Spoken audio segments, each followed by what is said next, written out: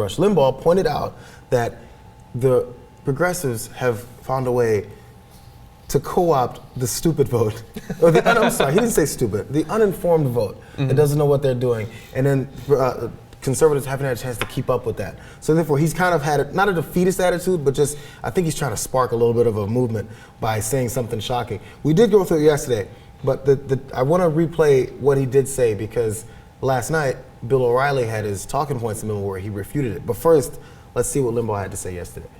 The purpose of this program has been to create as large a body of informed voting citizens as possible. And what we've been profoundly successful at that. The left has beaten us. They have created far more low information, unaware, uneducated people than we've been able to keep up with. And despite overwhelming success in creating more and more people who are informed and active and involved, the left, with control of the education system, control of the pop culture, movies, TVs, books, music, we've just been outnumbered. And the way they've done it is to create more and more dependency, and then every so often tell those people that they're about to lose it all because of the Republicans. And that's just how it works. As we know, we talked about it. It's actually a very good theory. I mean, it's totally not true, but it's a great way to motivate your base to say, yeah, Rush, I'm with you on this, because look at all the code words he's using, the dependency, people on welfare, you know what kind of skin they have, and they depend on the government, and if we take things away, they're terrified of that, so they always vote for the Democrats, and they always vote for the liberals, and that's why we're losing, because there's more of them than there are of us. We're smart and educated, and we know what's good for our country. And in those tools, you have to make sure you demonize the groups that people are naturally attracted to. Reading, they control books.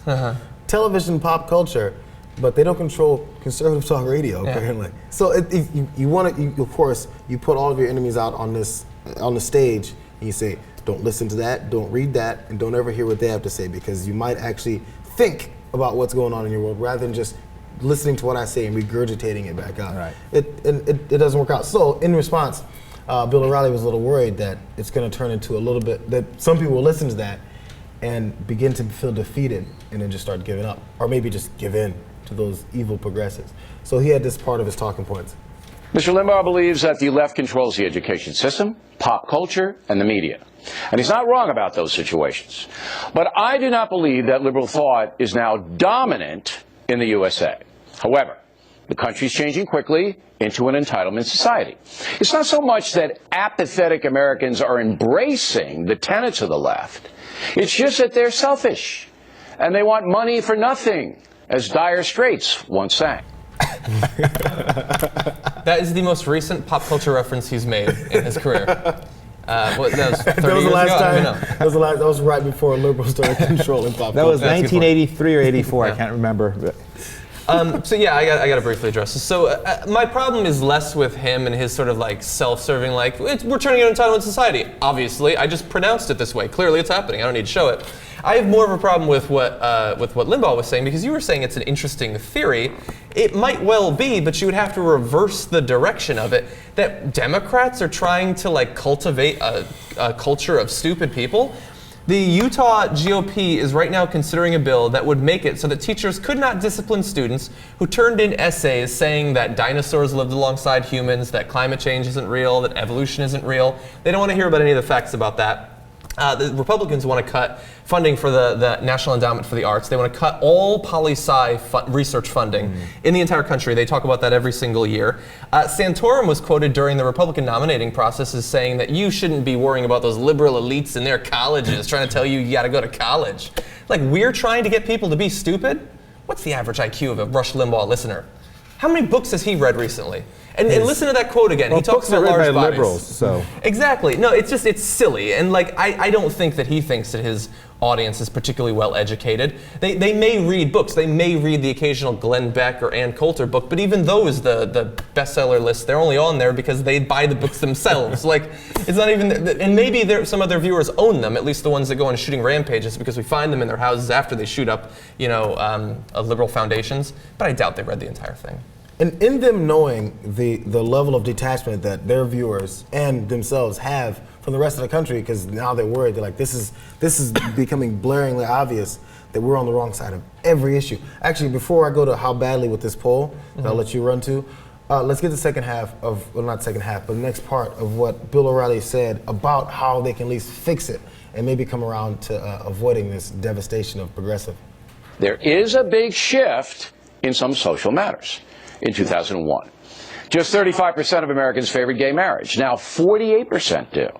In 2003, just 34% of Americans thought marijuana should be legalized. Now 48% do. So Talking Points believes that we are now in a struggle to define America. The left has powerful agents in the media and pop culture. The right is disorganized and lacks leadership. But if a charismatic conservative leader can emerge and can fight off the media jackals, that person can turn the country to the right. Why? Because inherently, America is a place of achievement. We've always been that. It's true that more Americans today want handouts than ever before, but that can be reversed because of self-interest. They need their messiah to come along. Oh and tell God! people to You know what? stop being lazy bums. I can't stand it when Republicans cry about this handouts and the welfare, because they thrive on corporate welfare. If it weren't for corporate welfare, the Republican Party would not exist. They would be obliterated, because every issue that they stand for is so deeply unpopular with American people. They are on the absolute wrong side of history. They've utterly lost the culture wars. It's over. It's over for them.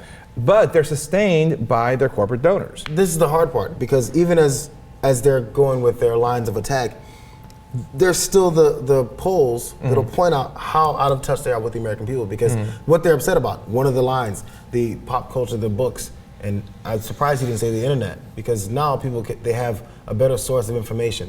And even now, 62% of people in general always say they're Republicans, are detached or out of touch with the rest of the country.